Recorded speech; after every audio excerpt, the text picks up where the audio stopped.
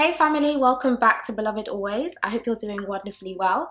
So I've had quite a lot of requests from you guys to film outfits of the days, lookbooks, modest dresses ideas, and I really am looking forward to doing that very shortly on the channel. However, before I started doing that, I wanted to make sure that we were all kind of on the same page with regards to the biblical principles of modesty. I know I've talked a lot about modesty and femininity from a theoretical perspective up until this point, kind of sharing my journey, sharing my conviction, sharing what the Lord had been doing in my heart. But I think now it's time for us to move away from those principal things and see how we can apply it to our lives. So today I'm going to be sharing with you and critiquing 4 categories of outfits in order for you to get a deeper understanding as to the reason why I dress the way I do. So the 4 categories of dress I will share are based on the 2 principles that I always stress, which is modesty and femininity. Before we get into it, I also want to just apologize if any of these outfits cause you to stumble, because I know that I'm putting myself out there in a way that I haven't done for many years, but I hope that you're able to understand what I'm trying to illustrate through this. So I have filmed the 4 categories of outfits and I've uploaded the files onto my laptop, which I will be looking at and going through. I'll also put it up on the screen so that you can see exactly what I'm wearing and exactly what I'm saying. Of course, you may not agree with everything I say and everything I share in this, so feel free to disagree with me, feel free to take this back to God in your own time, feel free to comment below and let me know what you think, but I hope this will be informative and also share with you some of the thoughts that I have when I approach this on a practical level on a day-to-day basis, deciding which outfits I'm going to wear. So let's look at an outfit from the first category. So this is both immodest and unfeminine. So as you can see, I'm wearing this turtleneck long sleeve teal sort of top with some jeggings or leggings or skinny jeans, or anything that you want to call it. It was actually quite hard for me to find an outfit that fit this category because, as you know, I did a huge clear out when I first was convicted about immodesty back in 2017, and I just didn't have much left. But I had this turtleneck and I had these skinny jeans jegging things that I just pulled together, and they are both going to charity after this video. Now, the first thing I want us to notice about this outfit is just how tight and fitting to my body it is. Like, you can see everything. The leggings, like, that's how I look when I'm not wearing leggings. That's how I look when I'm bottomless. And so for me, this is very immodest because you can see my shape, you can see my curves, you can see my calves, my muscles, like everything is on display, which is why I tend to abstain from wearing skinny jeans or jeggings, leggings by themselves. The top half is also quite immodest because, again, it's very tight to my body. And also because of the type of material it's made out of, it makes it very easy for you to see my bra and my lining of my bra, and it just kind of exposes me as though I'm not even wearing a t-shirt. So I'm wearing a turtleneck top right now, but if you compare this one to the one that I'm showing you here, this one is a lot thicker and it's a lot looser. And because I'm still quite conscious about my underwear showing and like things being exposed, I tend to wear camisoles underneath my tops anyway, like a vest, just to kind of give me that buffer of protection. But obviously here, for the purposes of demonstration, I didn't. And this is what I see a lot of people in our day wearing. Like, the outfit I've presented to you here is something that's very common. Even Christian women or professing Christian women will wear this and say there's nothing wrong with it. I know that whenever I wear outfits like this, I am very conscious about my shape. I'm very conscious about people looking at my bum, people looking at my breasts. And I don't think it's modest for a woman who's professing godliness to dress like this. If you have a lot more curves and a bigger bum, then if you want to be modest and you truly want to honor God, you can't wear this with good conscience and go out and say, yes, I'm honoring God. There will be people looking at you, and so be mindful of your shape. Of course, when you're a babe in Christ and you've just come out of the world and you haven't been educated in these things, like, fine, I used to wear stuff like this when I first got saved. But it will come to a time when the Lord will convict you and say, no, you are a princess, you're my daughter. You dress like royalty, you don't dress like a prostitute. And I know I'm looking at my own self and I know I'm being very critical, but this is literally what I see. Another thing about this outfit is the exposure of my midriff. So you can see the part of skin between the end of the crop top and the beginning of the high-waisted leggings and jeggings. There's no reason for this to be on display. I don't think it's a godly thing for us to be exposing our bellies, parts of our cleavage for anybody. Like, it's not elegant. I don't think it's classy. If you saw me like this in real life, you'll be thinking, what is she playing at? Like, who is she trying to impress? So let's go on to the second category, which is immodest but feminine. So I've changed out the jeggings, skinny jeans for a mini skirt. And this is also the only mini skirt I own. As you can see, it's an old one because it's quite large for me, but literally it was the only one I could do, guys. Bear with me. So this is a more feminine look. If you compare this to the previous one where I had trousers on, I believe this looks a lot more feminine. It's a lot clearer, especially since I've cut off my head, for you to see that, okay, I'm female, and to know that indeed there is a distinction between the sexes, because again, I believe God is very intentional about making us male and female and causing us to be distinct, not only in our conduct, but in our dress as well, in the roles we play in the household and in society. However, this skirt is just too short. Like, I conducted the bend over test, and as you can see, it is really hitting. I was nervous that my underwear was going to show, which is why I angled myself a little bit, because I didn't want to risk you guys having to see any of that. But it's just too short, and I think as much as we can wear skirts that are beautiful and very feminine, we have to be aware that they can be too short and they can become impractical depending on the type of role or job you have on a day-to-day basis. If you're moving around, if you're stretching, if you're doing all sorts of moves, you want something that's a bit freer, a bit looser, a bit longer, so that you've got a bit of coverage. So just be mindful that though you can be dressing in a very feminine way, it can still be immodest and impractical and kind of exposing undue areas of your body that could be covered. So the next outfit we're going to look at is modest but unfeminine, or a bit masculine. So I told you guys that initially when I was transitioning out of wearing skinny jeans and really short skirts, I started investing in collets, because collets are quite baggy and loose trousers, and those are the trousers I'm wearing in this clip now. So I've got a pair of collets on with just a plain t-shirt, and as you can see, it is very modest. Like, I'm not showing or exposing undue areas of my body. The shirt is loose fitting, but it's not too baggy. But the shirt and the trousers paired together is just not feminine. It's not highlighting a feminine form. I feel as though, especially because I've cut off my head, it's easy for you to mistake me for a man in this. And if we're honest with ourselves, this isn't clearly feminine and female. And so as much as I love collets and I think they're great for lounging around in the house or just chilling or doing garden work, or certain instances where you just need something to be a bit more covered, I don't believe they are the most feminine. And so, like I said in my last video, I tend to gravitate towards skirts and dresses. Other sort of pants or trousers that I would put in this category are jogging bottoms. So I was actually trying to look for a pair of tracksuit bottoms, but I don't own any anymore. Like, I've thrown all of them away, given them to charity.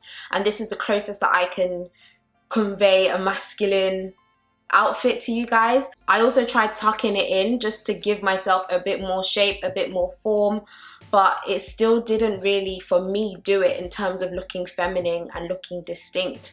I still felt that, okay, I could look much better if I just put on a skirt or if I just wear a lovely dress. And so as much as this outfit is modest because it's not exposing undue amounts of flesh or highlighting too much of my form, it isn't feminine, and so I wouldn't recommend this sort of outfit look on a day-to-day basis. So these pair of collets are one of two pairs of pants I own now. Like, I only own two pairs of pants, and I will show you the other pair in the next category. So we've looked at three categories now, and we're going to look at the final category, which is the one that I try to strive to spend most of my time in, and that is both modest and feminine. So the first outfit that I've put on here is a lovely dress. I love dresses. So this dress is a midi dress, which is quite free but also fitted and cinched at the waist. The arms aren't too short or too long, and it does have a V neckline, which without the camisole for me is just too low, because I'm so used to wearing turtlenecks all the time. Whenever something sort of starts coming down here, I'm just like, no camisole. So I've put a camisole underneath it, and I think this is just a perfect example of how we can adapt outfits to make them more modest. And I feel like I can lean over without being worried that, oh, my boobs are falling out of my bra, or my cleavage is showing, or I'm just being a stumbling block to anyone else. So I absolutely love this sort of dress. It makes me look feminine, but not frumpy and kind of old. It just, you know, for me, it just ticks all the boxes. If I'm going out for a dinner, or if I'm going to an event, if I'm going to the park, this is the sort of day dress or night dress I will wear. And obviously I will match my shoes accordingly. So maybe it's sandals, maybe it's a short pair of blocked heels, something classy, something modest, nothing too over the top.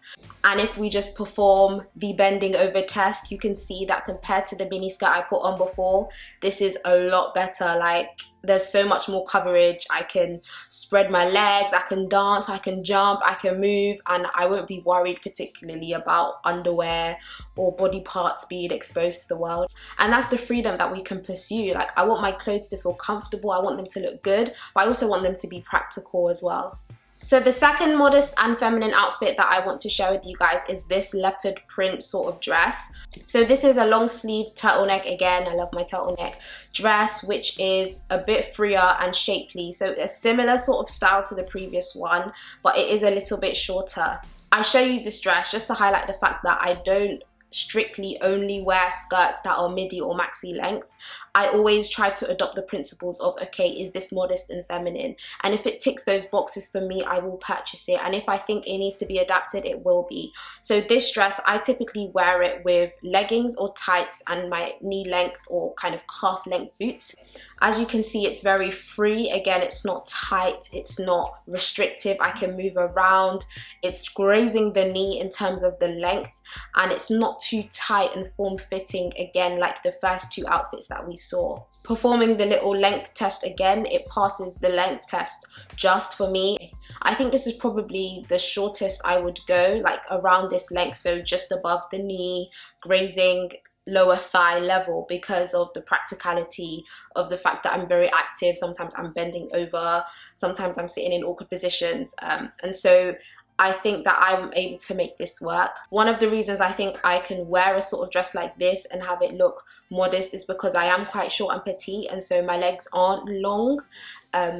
But if you are taller, then maybe this length of dress might be too short for you. It completely just depends. And another thing I love about this dress is it doesn't expose my bra line, and it's not too tight. So there's room for me to breathe, room for me to move, room for me to sweat.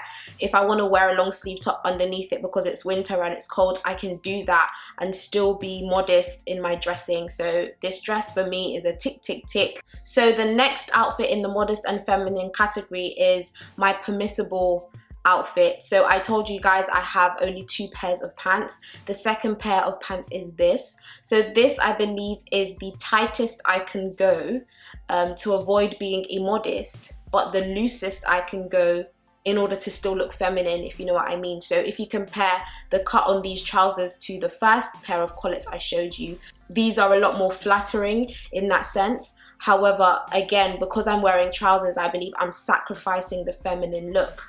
So let's comment on the top first of all. I absolutely love these sorts of tops because they're slash neck and they're 3/4 sleeve. They're also quite practical for me in a clinical setting because we have to be bare below the elbows. So I have quite a few of these tops in different patterns and designs.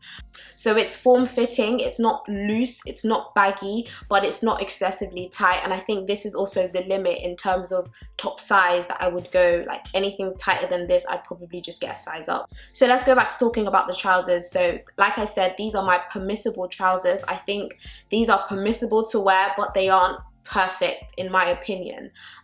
They aren't too tight, they aren't too loose, but I know that I'm sacrificing some femininity here. I really like the belt on them as well because I can tie a bow with it and it makes it a bit more feminine in a way. I don't know, it just gives me more to kind of work with as opposed to just, you know, trousers and top. I remember the reason I actually bought them is because I started feeling quite self-conscious about wearing skirts and dresses all the time, and I kind of told myself that, okay, try and wear a pair of trousers once each week just so that people think you're normal.